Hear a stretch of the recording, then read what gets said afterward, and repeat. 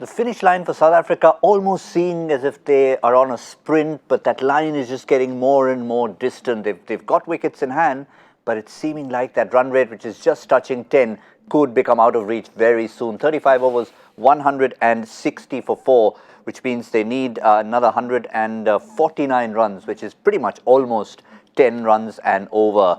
Faf du Plessis departed, Rassie van der Dusen looking good, and David Miller, we know he can accelerate, so they don't want it to get any further than this. No, I think 10 is the upper limit. I think they should keep it under 10. They should be keeping it under 10. I think it's time for someone like David Miller to actually have a go and have a crack at this Pakistan bowling attack and see if they can, do something that actually produces a result in their favor.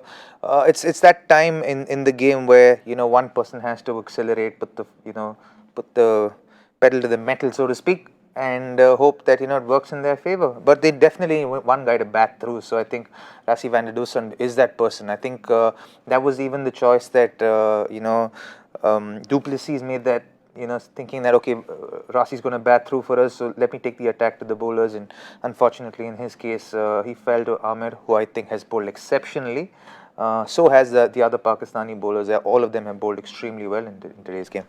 This is just have a look at the bowling card, and at one point it looked as if it was just going to be Amir and friends, but this time around, unlike in other games, he's got a bit of support. 2 wickets for him, and the biggest support he's got is from Shadab Khan, with the others being steady. Yes, all of them have been pretty steady. In fact, Shaheen Afridi has also been pretty steady. He's bowled very well, and I think Mohammad Amir actually utilised the pitch very well. He really got the ball moving away from de Kock off the pitch, and you could see the slant coming into play. I thought he utilised the pitch well. As far as Shaheen Afridi was concerned, I thought he hit the deck very well today. Better seam positions, looked to do more with bowling with rhythm than trying to bowl just quick. So I think they bowled really well. They've been bowling really well, and hence the situation of the match is where it is right now. If we go back to the Pakistan innings, we are talking about the 35th over now. After around 30, when Haris Sohail came to bat, that's when the acceleration started. In fact, for him, his intent was from ball 1. So possibly South Africa don't want to leave it too late. They would have ideally liked this charge to have started 3 or 4 overs earlier. Let's have a look at Pakistan's innings progression yet again.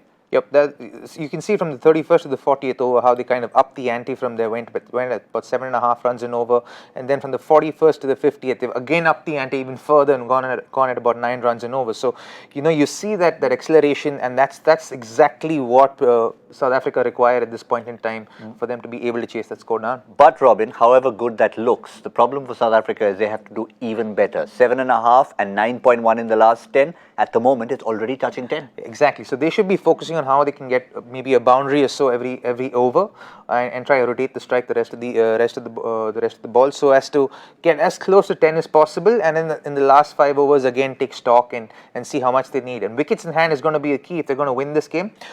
They need one of these 2 batsmen to be able to bat through, and also the guys coming down the order to fire. You need Chris Morris to fire. You need Peclewayo to fire. So if they can fire, then South Africa have a chance. It's still not over, guys. Certainly isn't over. Sri Lanka inspired the underdogs to get back in this tournament. I think they will look to someone like Carlos Brathwaite, who may not have been the absolutely explosive 50-over player as much as T20. He did it yesterday, and I think someone like Chris Morris will say, if Ricky can, I can. Absolutely. He will be saying that. If Ricky can, I can.